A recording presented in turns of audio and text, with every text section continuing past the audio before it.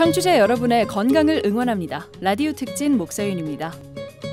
어제에 이어 오늘은 많은 여성의 말 못할 고민, 요실금에 대해 알아볼 텐데요.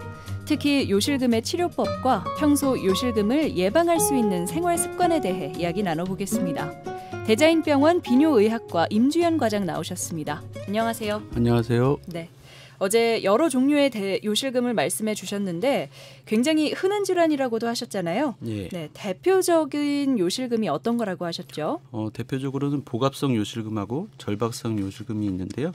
복압성 요실금은 이제 복압이 상승하는 상황, 기침이나 웃을 때, 네. 줄넘기 할 때 본인도 모르게 소변이 새는 현상을 말하고요. 네.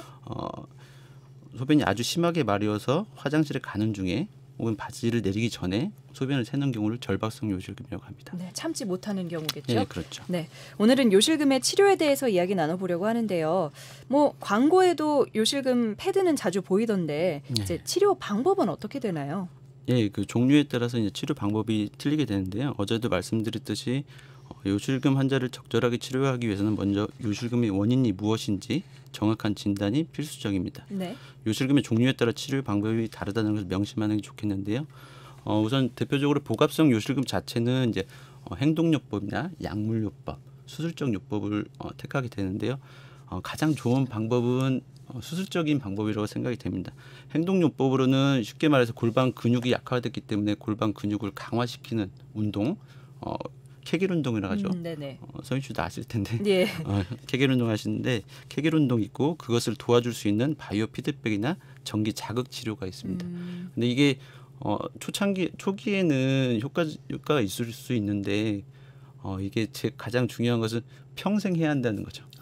운동도 하시다가 말면은 근육이 사라지는 줄어들죠. 것처럼. 네, 케겔 운동 자체도 하는 것 자체도 많이 불편하긴 한데 그것을 평생 해야 한다는 거. 그렇기 때문에 저희 실제적으로 환자분들이 그렇게 말씀을 드리면 거의 못 하십니다. 그렇기 때문에 저희 한국 사람은 급하지 않습니까? 예. 그렇기 때문에 한 번에 해결할 수 있는 방법은 수술적인 요법이 가장 간단하고 실제적으로 예전에는 이 수술적인 방법이 굉장히 개복을 하고 그렇게 해서 이제 좀 큰 수술이었는데 네. 우리가 이제 테이프 수술이라고 해서 중부 요도 아래다가 우리가 그물망을 쳐주는 걸 생각하면 됩니다. 그런 간단한 특수 기구들이 나와서 수술 자체가 거의 30분도 안 걸리는 수술이기 때문에 간단하게 해결할 수 있습니다. 네. 그리고 특히 이제 복압성 요실금 자체는 그 약물 치료는 거의 효과가 없다고 생각하시면 됩니다. 그럼 결국은 평생 케겔 운동을 하거나 수술적인 방법으로 치료하는 거. 네, 복압성 요실금은 그렇게 치료하는 게 낫고요. 그다음에 절박성 요실금 자체는 방광 자체가 예민해서 과민성 방광이 있기 때문에 본인도 모르게 움찔움찔 하면서 소변이 새는 거잖아요. 네. 그렇기 때문에 이것은 실제적으로 수술보다는 약물 치료가 가장 우선적인 치료 방법입니다. 이 절박성 요실금도 케겔 운동을 하면 훨씬 좋아지긴 하고요. 그다음에 약물 치료로 방광 자체를 이완시켜 주는 거죠. 그다음에 예민한 것을 낮춰줘서 소변이 새는 걸 방지할 수 있습니다.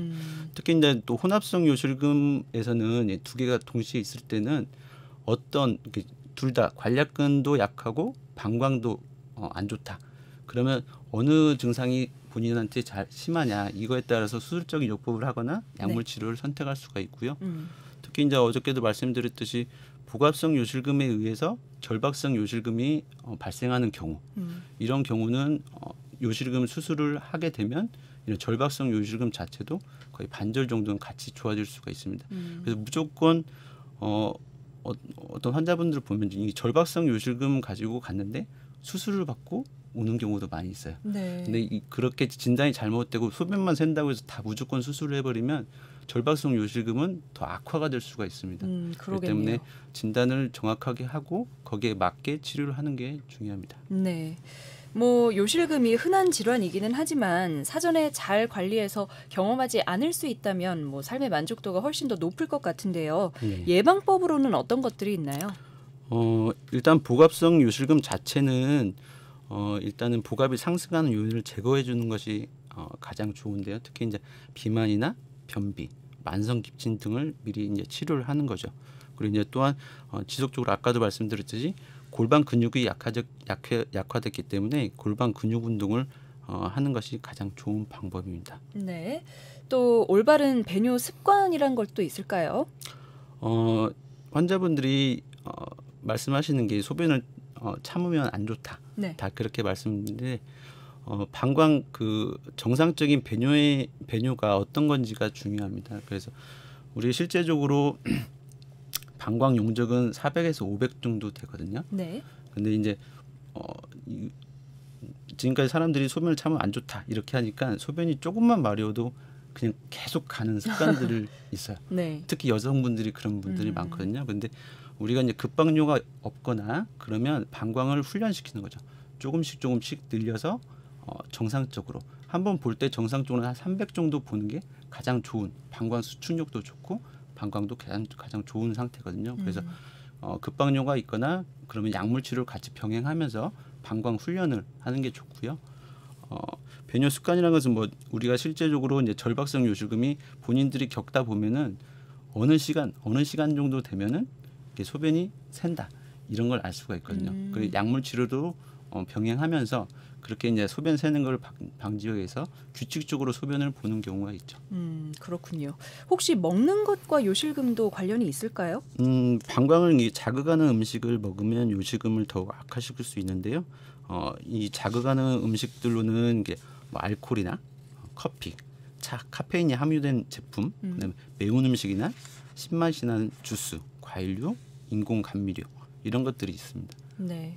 그리고 무엇보다 물을 많이 마시거나 하면 화장실을 자주 가게 되잖아요. 네. 네. 뭐 물을 마시는 습관 이런 것과도 관련이 있을까요?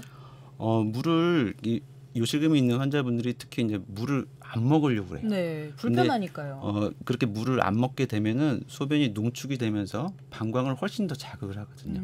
과다하게 먹는 것은 줄일 수 있지만 적절한 수분 섭취가 더 중요하다고 생각합니다. 네, 그럼 이제 요실금과는 무관하게 네. 물을 마시는 건 평소 마시는 것처럼 네, 네, 일정한 양을 섭취하는 게 좋다고요. 예.